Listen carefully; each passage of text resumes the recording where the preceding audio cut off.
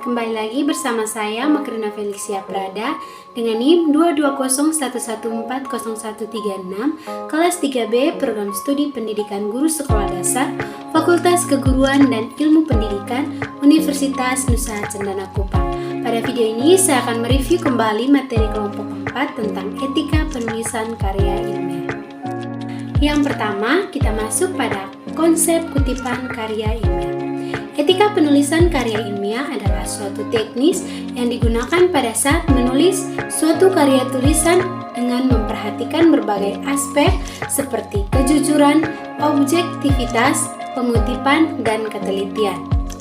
Dalam penulisan karya ilmiah, penulis harus secara jujur menyebutkan rujukan terhadap bahan atau pikiran yang diambil dari sumber lain.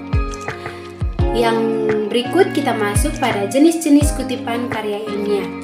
Mengutip merupakan pekerjaan yang dapat menunjukkan kredibilitas penulis. Oleh karena itu, mengutip harus dilakukan secara teliti, cermat, dan bertanggung jawab. Dalam penulisan karya ilmiah, secara garis besar, terdapat dua jenis kutipan, baik dalam bentuk buku maupun bentuk lain yang dipublikasikan, yaitu kutipan langsung dan kutipan tidak langsung. Yang pertama, kutipan langsung. Kutipan langsung merupakan kutipan dari buku atau tulisan yang harus sama dengan aslinya, baik dengan susunan kata-katanya maupun tanda bacanya.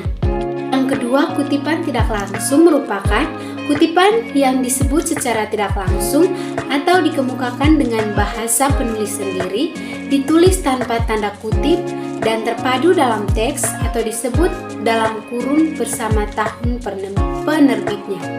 Selanjutnya kita masuk pada penulisan kutipan karya ilmiah yang bersumber dari rujukan buku, majalah, koran, jurnal, dokumen pemerintah, dan sumber-sumber online.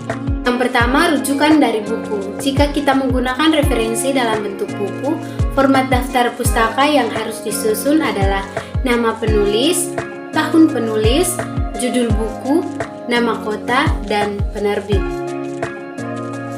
Yang kedua, rujukan dari majalah. Nama penulis ditulis paling depan, diikuti oleh tanggal, bulan, dan tahun jika ada. Kemudian judul artikel ditulis dengan cetakan biasa dan huruf besar pada setiap huruf awal kata kecuali kata hubung. Yang ketiga, rujukan dari jurnal. Nama penulis ditulis paling depan, diikuti dengan tahun dan judul artikel, kemudian bagian akhir berturut-turut ditulis judul, tahun keberapa, nomor berapa dalam tanda kurung, dan nomor halaman dari artikel tersebut.